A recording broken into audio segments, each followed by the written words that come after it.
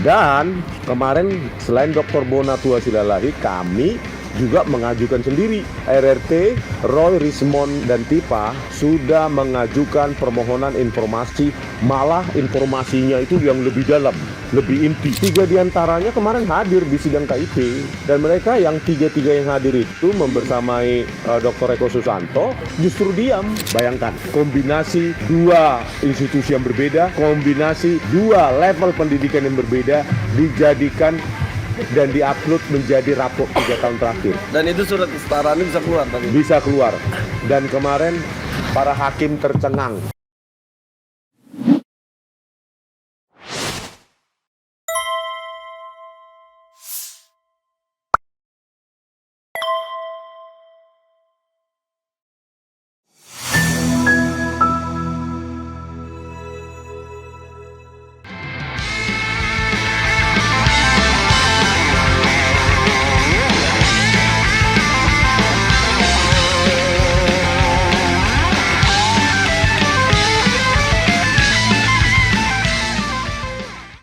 Kan Pak Taufik melakukan konversi setelah selesai sidang itu, PN Solo, bisa ditunjukkan ke publik, orang semua lihat.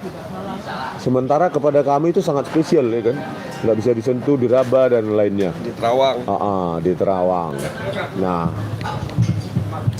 oleh karena itu sebaiknya Pak Jokowi ya hadirlah di PN Solo. Tapi nggak hadir juga kita udah tahu kok, dari dulu kan begitu. Tapi sebenarnya Pak Jokowi itu seringkali mengingatkan atau berbicara di depan awak media, saya akan tunjukkan ijazah hanya di pengadilan. Justru di PN Solo itulah pengadilan yang diminta untuk menampilkan ijazah. Di situ ya Bang ya? Iya, jadi mungkin Pak Jokowi berjanji nanti hadir di pengadilan. Nanti kalau kami diadili pun pasti nggak hadir. Saya yakin kok. Kapan sih Joko Widodo menepati janjinya? Ya. Abang punya keyakinan akan ini sampai persidangan, meskipun katanya berkasnya sudah masuk ya Bang? Ya saya nggak tahu proses hukum yang berlanjut ya. Tetapi kan seperti yang saya ungkapkan bersama RRT, ya harus siap apapun resikonya kan gitu.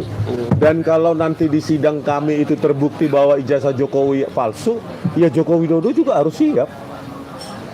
Bukan hanya di penjara akibat perbuatannya, tetapi juga mendapatkan atensi sampai internasional. Bagaimana seorang presiden berjasa palsu 2 periode kan begitu, ya kan? Jadi ya 2 pihak itu harus siap gitu loh. Karena apa? Itu akan diliput oleh media nasional maupun internasional bahwa Joko Widodo nanti dipanggil, tetapi kalau dia tidak memenuhi panggilan tersebut dan beralasan tidak ada hak kewajiban untuk hadir di pengadilan, ya berarti media akan memotret dia sebagai mantan pemimpin pengecut, mantan pemimpin Indonesia yang tidak konsisten. Di situ kan kalau berani hadir maka akan ditanyakan baik oleh jaksa, hakim maupun pengacara kami terkait dengan proses pendidikannya mulai dari A sampai Z di Fakultas Kehutanan UGM. Ya silakan kalau itu siap kan gitu. Ya.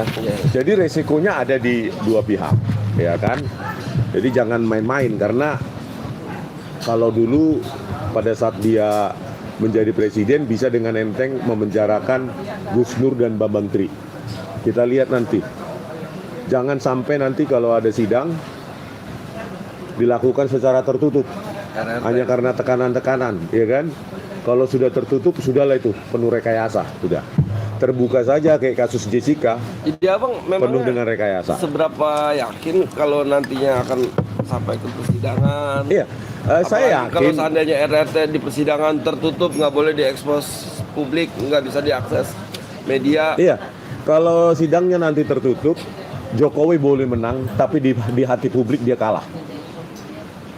Di persepsi publik, kalau dia tidak datang ya di pengadilan yang dia janjikan, dan yang kedua sidangnya tertutup, maka dia boleh menang dengan kekuasaan dan duitnya, tetapi dia kalah di mata publik. Maka resiko politiknya adalah ini dia, Gibran endgame, Wapres tak lulus SMA. Jadi resiko politiknya bukan hanya ke dia, tetapi ke yang memang ya hanya menggunakan surat keterangan penyetaraan SMK peminatan akuntansi dan keuangan yang dibuat oleh Ditjen Dikdasmen untuk mendaftarkan bukan hanya sebagai calon wali kota Solo tahun 2020, juga sebagai surat keterangan itu dipakai juga sebagai calon wakil presiden tahun 2024 yang lalu. Abang sudah menjadi saksi kemarin. Ya, kemarin tanggal 13 Januari 2026 saya sebagai saksi ya di sidang saksi sebagai saksi di sidang KIP Komisi Informasi Pusat, di mana penggugatnya adalah Dr. Bonatua Silalahi dan tergugatnya adalah Dikdasmen, Kementerian Pendidikan Dasar dan Menengah. Nah, di situ saya jelaskan ya bahwa penyetaraan menurut Dr. Eko Susanto sebagai sekretaris Ditjen Dikdasmen, penyetaraan oleh Gibran ya untuk mendapatkan surat keterangan itu dilakukan secara online. Pada saat penyetaraan online tersebut dilakukan, membutuhkan atau ada 10 dokumen yang perlu diunggah atau diupload dari A sampai J. Yang saya tanyakan kemarin dan yang saya nyatakan ke para hakim bahwa ketika saya bertemu dan mewawancarai Dr. Eko Susanto sebagai sekretaris Ditjen Dikdasmen, ada setidaknya 3 dokumen yang saya tanyakan dari 10 dokumen yang diperlukan. Yang pertama, huruf F, ijazah yang perlu disetarakan. Artinya kalau mau mencatarakan ke SMK, maka ijazah SMK dari luar negeri. Kalau di sini SMA, maka dari sana juga SMA. Ijazah SMA luar negeri. Ijazah dari luar negeri lah untuk dijadikan ijazah Indonesia. Huruf F itu. Jawabannya tidak ada. Nggak ada ijazah dari Dr. Eko Susanto, dan itu saya nyatakan di depan hakim KIP kemarin. Dokumen kedua adalah huruf J, yaitu raport 3 tahun.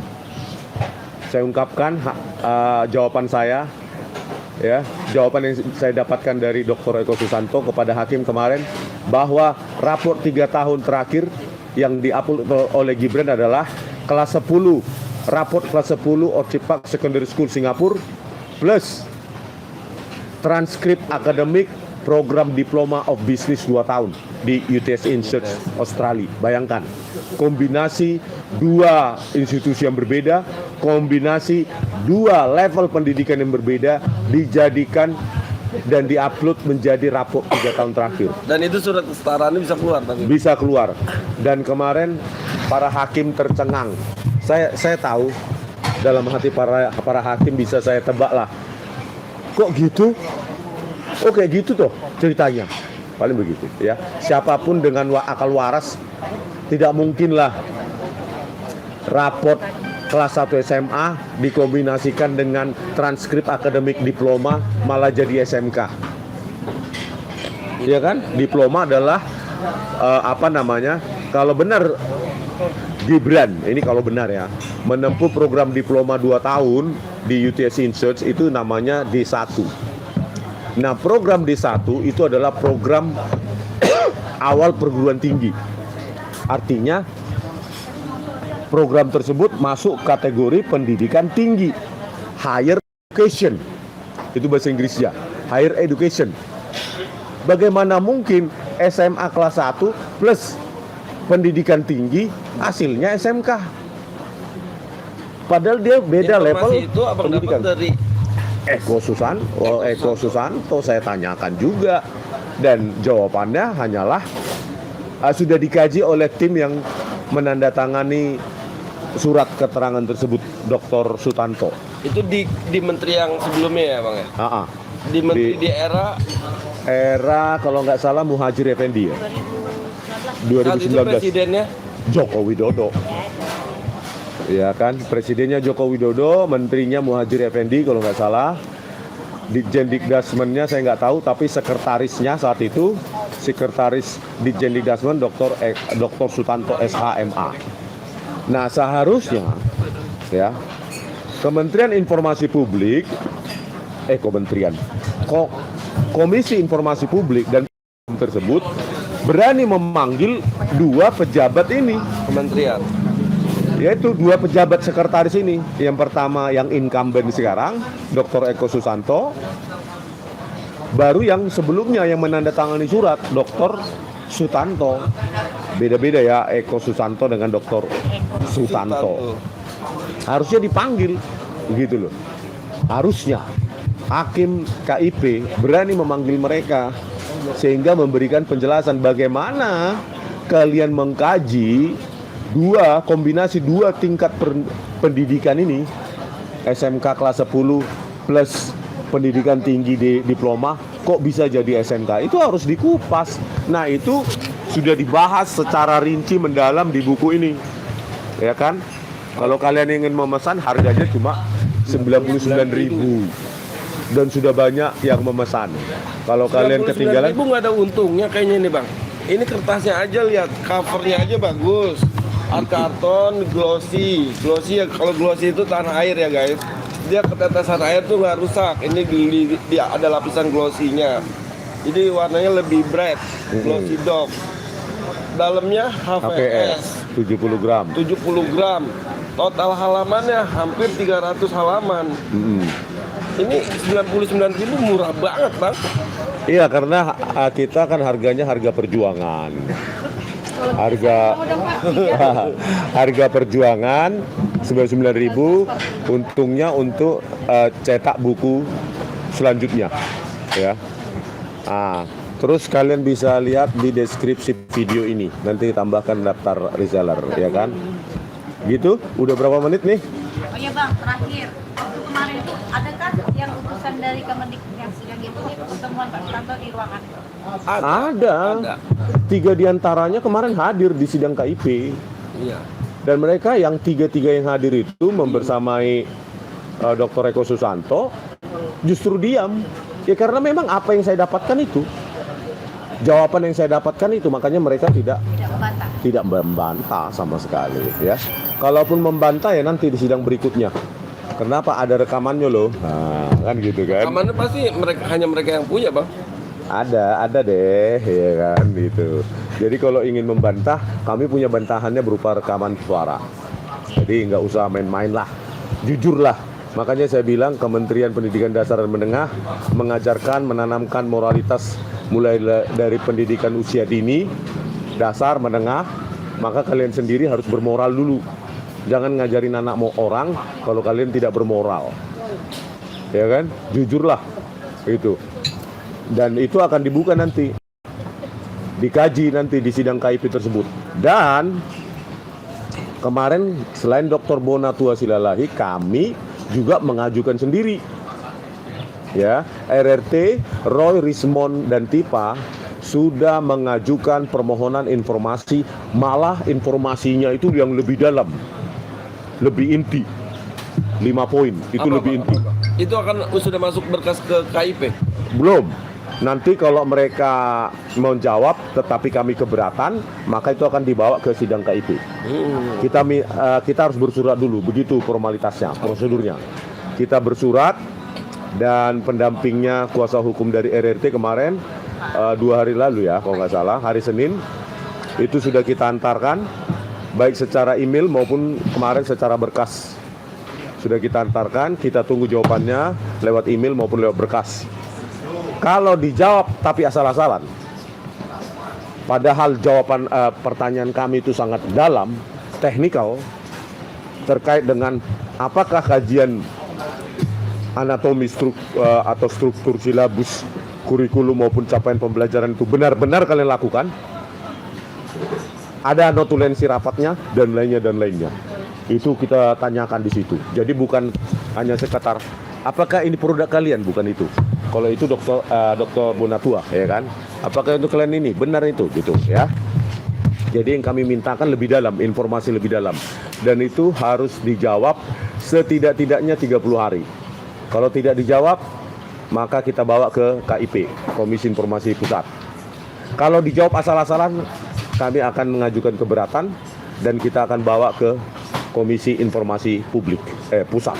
Ya. Pusat. Jadi tunggu saja, masih panjang ini. Ini akan kita bedah di sidang KIP selanjutnya. Saya, Pak Roy Suryo dan Bu Tipa sebagai penggugat kali ini, bukan Pak Bonatua Silalahi ya. Yang penggugat adalah RRT kali ini, Roy Suryo, Rismon Sianipar, dan Tifauzia Tiasuma. Oke, pemirsa, sampai sekian. Bye-bye.